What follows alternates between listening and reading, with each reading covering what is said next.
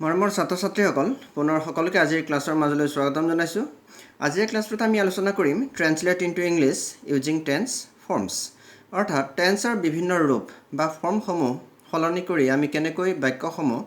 অসমীয়াৰ পৰা ইংৰাজীলৈ অনুবাদ কৰিব পাৰিম সেইখিনি আমি খুব সহজ সৰল ভাষাত আজিৰ এই ক্লাছটোত আলোচনা কৰিম। ঠিক আছে,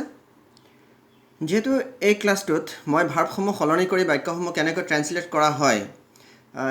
সেই বিষয়ে আলোচনা কৰিম। সেয়েহে আমি আলোচনাৰ সুবিধাৰ বাবে মই এই ভাৰ্বসমূহ এনেকৈ সজাই লৈছোঁ।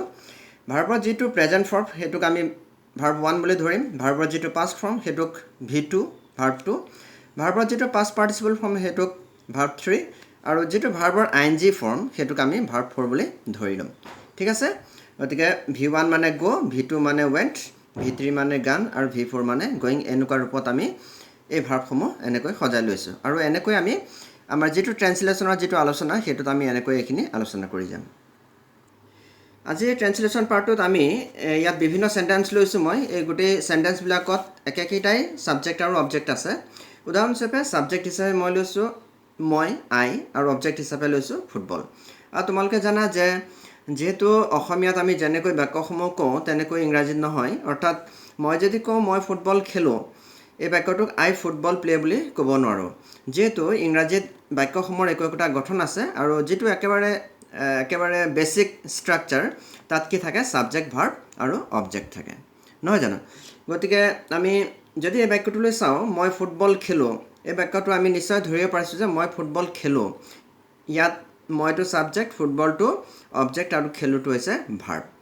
আৰু এই খেলোঁ ভাৰ্বটো কি টেন্সত আছে? এইটো প্ৰেজেণ্ট ইনডেফিনিট টেন্সত আছে, নহয় জানো? খেলোঁ,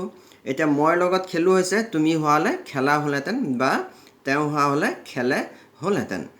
নহয় জানো? গতিকে এই প্ৰেজেণ্ট ইনডেফিনিট টেন্সত বাক্যৰ গঠনটো কেনেকুৱা আছিলে? ছাবজেক্ট, ভাৰ্ব 1 আৰু object, subject plus verb plus object. ইয়াত V1 বুলি এইকাৰণেই লৈছোঁ কাৰণ আমি ইয়াত ভাৰ্বৰ যিটো প্ৰেজেণ্ট ফৰ্ম সেইটো ল'ম। ঠিক আছে, গতিকে মই, আই, ছাবজেক্ট, এইটো তাৰপিছত লাগে আমাক ভাৰ্ব 1, এতিয়া ইয়াত ভাৰ্বটো আছে খেলা, খেলাৰ আইৰ লগত হ'ব প্লে, আই প্লে ফুটবল।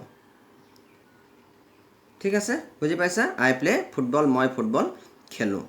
গতিকে এনেকুৱা ধৰণৰ বাক্যবিলাক খেলোঁ, যাওঁ, খাওঁ, কৰোঁ, ফুৰোঁ, বা যদি ছাবজেক্টটো যদি সি থাকে, সি ফুটবল খেলে, তাই ফুটবল খেলে, তাই গান গায়, তাই নাচে, তাই ভাত খায়, তেনেকুৱা ধৰণৰ সৰুৰ বাক্যবিলাক সকলোবিলাক প্ৰেজেণ্ট ইনডেফিনিট টেন্সত হ'ব। আৰু প্ৰেজেণ্ট ইনডেফিনিট টেন্সত বাক্যৰ গঠনটো এনেকুৱা ধৰণৰ হ'ব। যিহেতু প্ৰেজেণ্ট ইনডেফিনিট টেন্সে কেনেকুৱা ধৰণৰ অৰ্থ প্ৰকাশ কৰে, সেইবিলাকে যিখিনি আমাৰ হেবিচুৱেল একশ্যন, অভ্যাসগত কাম বা চিৰন্তন সত্য, তেনেকুৱা ধৰণৰ বাক্যৰ অৰ্থ প্ৰকাশ কৰে। ঠিক আছে, নেক্সট চোৱা, মই ফুটবল খেলিছিলোঁ, ইয়াত আছিলে খেলোঁ, ইয়াত খেলিছিলোঁ। নিশ্চয় এই বাক্যটো, এই ফুটবল খেলা কামটো পাষ্টত অৰ্থাৎ অতীতত হৈছিল।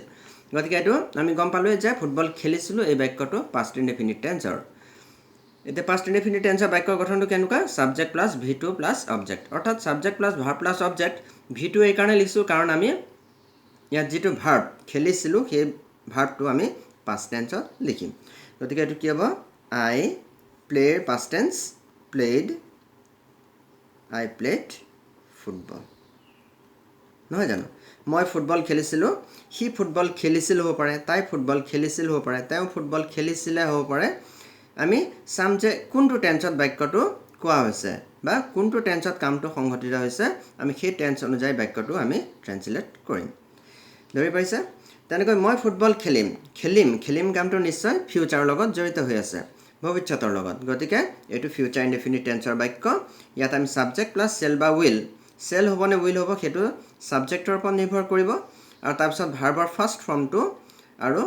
অবজেক্ট ব্যৱহাৰ কৰিম। ইয়াত কি হ'ব? এতিয়া মই, আই, ইয়াত আইৰ লগত যিহেতু চেল বা উইলৰ ভিতৰত আইৰ লগত চেল হ'ব, I shall V1 to play football, নহয় জানো? মই ফুটবল খেলিম। এতিয়া মই ফুটবল খেলিম, তাই ফুটবল খেলিব, তেওঁলোকে ফুটবল খেলিব, এইবিলাক ফিউচাৰ ইনডেফিনিট টেন্সৰ বাক্য। বা একেধৰণে আমি ক'ব পাৰোঁ যে তাই গান গাব, মই গান গাম, মই ভাত খাম, মই স্কুললৈ যাম, তেওঁলোকে কামটো কৰিব, তেনেকুৱা ধৰণৰ বাক্যবিলাক সকলোবিলাক ফিউচাৰ ইনডেফিনিট টেন্সত পৰে। ঠিক আছে, এতিয়া ফিউচাৰ ইনডেফিনিট টেন্স বুলি জনাৰ পিছত তোমালোকে বাক্যৰ গঠনটো গম পাই গ'লেই আচলতে বাক্যটো অতি সহজে আমি ট্ৰেন্সলেট কৰিব পাৰিম নেক্সট মই ফুটবল খেলি আছোঁ কামটো বৰ্তমান হৈ আছে গতিকে বৰ্তমান কামটো হৈ থকা বুজালে প্ৰেজেণ্ট কণ্টিনিউৱাছ টেন্সত হ'ব এটা প্ৰেজেণ্ট কণ্টিনিউৱাছ টেন্সত বাক্যৰ গঠনটো সাবজেক্ট প্লাছ বি ভাৰ্ব আৰু ইয়াৰ বি ভাৰ্বটো হ'ব যেহেতু এইটো প্ৰেজেণ্ট টেন্সত আছে গতিকে প্ৰেজেণ্ট টেন্সৰ বি ভাৰ্ব লাগিব এম ইজ আৰ এই তিনিটাৰ ভিতৰত যিকোনো এটা তাৰপিছত ভাৰ্বৰ 4 নম্বৰ ফৰ্মটো অৰ্থাৎ আইএনজি ফৰ্মটো লাগিব আৰু অবজেক্ট এইটো কি হ'ব এতিয়া সাবজেক্টটো হৈছে মই আই এতিয়া বি ভাৰ্ব আইৰ লগত এম V4 প্লে আছিলে খেলা প্লেৰ লগত playing I am playing object আছে ফুটবল অবজেক্টটো তোমালোকে হয়তো গম পাব পাৰিছা যে মই খেলোঁ কি খেলোঁ ফুটবল খেলোঁ গতিকে কি বুলি যিটো বুজাইছে সেইটো হৈছে ইয়াত অবজেক্ট ঠিক আছে এতিয়া বৰ্তমানত কোনো এটা কাম চলি থকা যদি বুজায় সেইটো প্ৰেজেণ্ট কণ্টিনিউৱাছ টেন্সত হ'ব তেনেকৈ মই ফুটবল খেলি আছিলোঁ এতিয়া ইয়াত খেলি আছোঁ ইয়াত আছে খেলি আছিলোঁ কেতিয়া খেলি আছিলোঁ নিশ্চয় এইটো পাষ্টত বা অতীতত হোৱা এটা কাম এতিয়া খেলি আছিলোঁ বুলি কোৱাৰ লগে লগে সেইটো কিহত হ'ব এতিয়া পাষ্ট কণ্টিনিউৱাছ টেন্সত হ'ব তেনেকৈ পাষ্ট কণ্টিনিউৱাছ টেন্সত বাক্যৰ গঠন এইটো subject plus be verb plus ভাৰ্বৰ 4 নম্বৰ ফৰ্মটো মানে আইএনজি ফৰ্মটো আৰু অবজেক্ট গতিকে আইৰ লগত হ'ব এইটো বি ভাৰ্বৰ পাষ্ট ৰূপটো লাগিব আইৰ লগত ৱাজ প্লে ভাৰ্বটো ING form I was playing football বুজি পাইছে মই ফুটবল খেলি আছিলোঁ তেওঁলোকে ফুটবল খেলি আছিল সি ফুটবল খেলি আছিল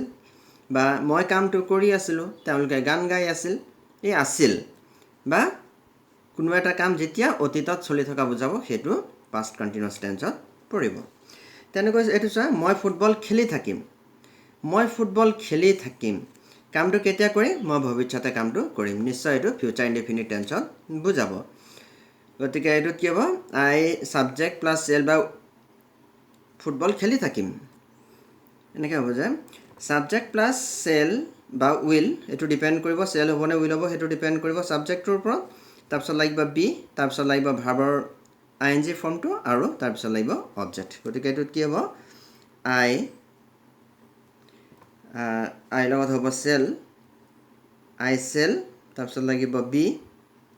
তাৰপিছত খেলি থাকিম গতিকে ফিউচাৰ টেন্সত লাগিব মানে আইএনজি ফৰ্মটো লাগিব আই চেল বি প্লেইং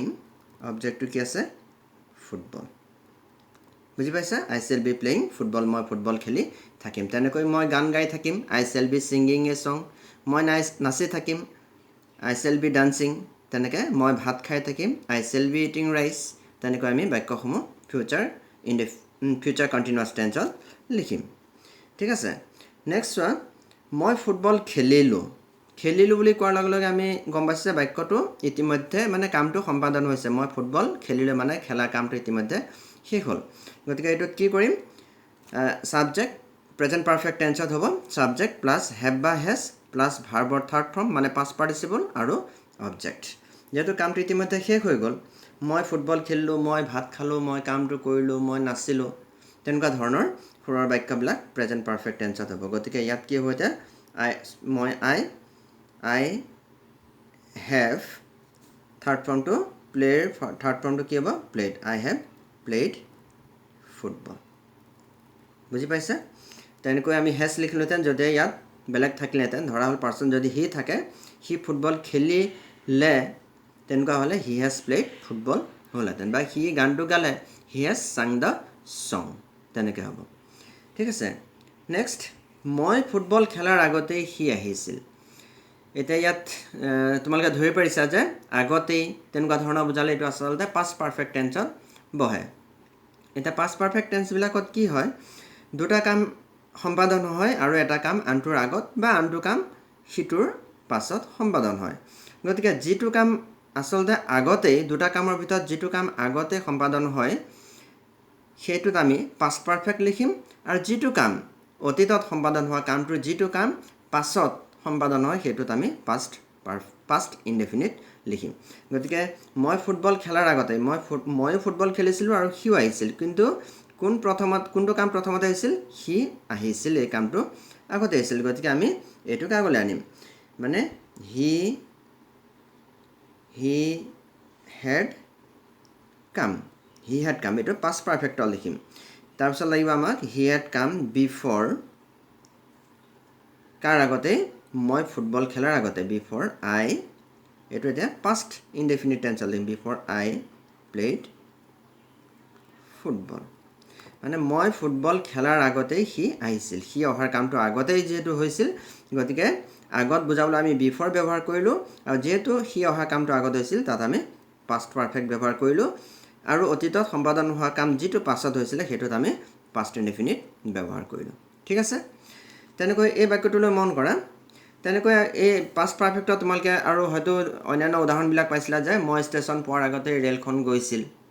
নহয় জানো তেনেকুৱা বাক্য তোমালোকে পাইছা গতিকে সেই বাক্যবিলাককো তোমালোকে এটা পাষ্ট পাৰফেক্টত ব্যৱহাৰ কৰিবা যিটো আগত কামটো সম্পাদন হৈছিলে আৰু যিটো পাছত হৈছিলে সেইটো পাষ্ট ইনডেফিনিট ভাৰ্ব ব্যৱহাৰ কৰিবা ঠিক আছে এতিয়া এইটো চোৱা মই ফুটবল খেলাৰ আগতেই সি যাব এতিয়া এইটো আগতেই যাব বুলি কওঁতে এইটো নিশ্চয় ভৱিষ্যৎ কালৰ বাক্য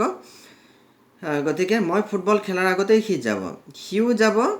ময়ো ফুটবল খেলিম ইয়াতো এতিয়া একেই হৈছে যে এই কামটো ইয়াতো ভৱিষ্যতে দুটা কাম সম্পাদন হ'ব কিন্তু এটা কাম আনটোৰ আগতেই হ'ব কিন্তু ইয়াত কোনটো কাম আগত হ'ব সি যাব এই কামটো আগত হ'ব গতিকে এইটোক আমি ফিউচাৰ পাৰফেক্টত লিখিম এতিয়া সি যাব হি উইল হেভ গান সি যাব বিফৰ কাৰ আগতে মই ফুটবল খেলাৰ আগতে before I play football he will have গান বিফৰ আই প্লে ফুটবল ইয়াতো দুটা ভাৰ্ব আছে দেখিছা এইটো ফিউচাৰ পাৰফেক্টত হৈছে আৰু এইটো প্ৰেজেণ্ট ইনডেফিনিটত হৈছে এইটো আমি ফিউচাৰ ইনডেফিনিটতো লিখিব পাৰোঁ এনেকৈ চাবা যে ভৱিষ্যতে সম্পাদন হ'বলগীয়া দুটা কামৰ ভিতৰত যিটো কাম আগতেই হ'ব সেইটোৰ আগত আমি ফিউচাৰ পাৰফেক্ট লিখিম আৰু যিটো কাম ইয়াৰ পাছত হ'ব হোৱাটোতো এইটো ভৱিষ্যতেই হ'ব কিন্তু তাৰ আগত আমি কি লিখিম এইটো ফিউচাৰ ইনডেফিনিট বা প্ৰেজেণ্ট ইনডেফিনিট যিকোনো এটা লিখিব পাৰোঁ ঠিক আছে মই ফুটবল খেলিয়েই আছোঁ মানে মই কামটো কৰিয়েই আছোঁ গতিকে কিবা এটা কাম কৰিয়েই থকা বুজালে সেইটো প্ৰেজেণ্ট পাৰফেক্ট কণ্টিনিউৱাছ মই কামটো কৰি আছোঁ মই গান গায়ে আছোঁ মই ভাত খায়েই আছোঁ তেনেকুৱা ধৰণৰ সুৰৰ বাক্যবিলাক হৈছে present perfect continuous present perfect continuous টেন্সত বাক্যৰ গঠনটো কেনেকুৱা ছাবজেক্ট প্লাছ হেভ বা হেজ প্লাছ বিন প্লাছ ভাৰ্বৰ আইএনজি ফৰ্ম প্লাছ অবজেক্ট গতিকে এইটো কি হ'ব আই